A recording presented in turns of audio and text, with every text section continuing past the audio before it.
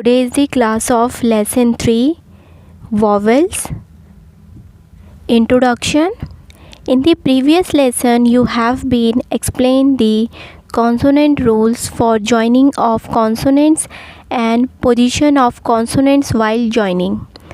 हमने last lesson में हम कॉन्सोनेंट्स के बारे में और rules for joining consonants and position of consonants while joining, जब हम कॉन्सोनेंट्स को जॉइन करते हैं तो उनकी क्या पोजीशन होती है, और जब हम उनको जॉइन करते हैं कॉन्सोनेंट्स को, हम ये सारी चीज़ें लास्ट लेसन में पढ़ चुके हैं. You have also come to know that Pitman shorthand is written according to the sound and not according to the spelling.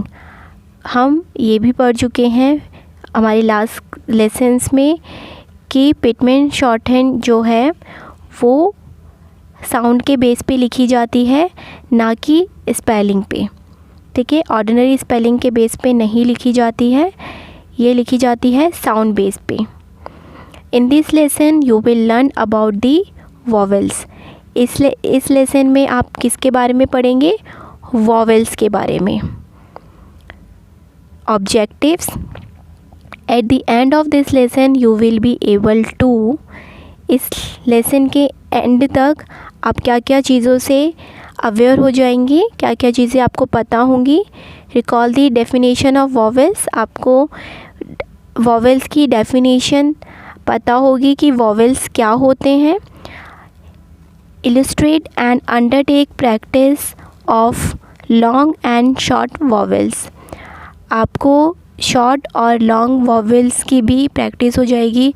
आपको पता चले जाएगा कि कितने टाइप्स के वॉवेल्स होते हैं और हम उनको कैसे यूज़ करते हैं.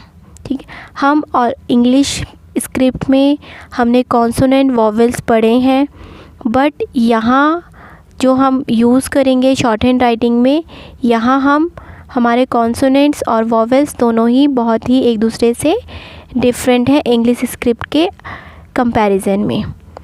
ठीक है, वॉवेल्स का हम आगे फर्दर जो हम नॉलेज लेंगे वो हम नेक्स्ट क्लास में पढ़ेंगे. ओके, सो ये था introduction part of vowels only.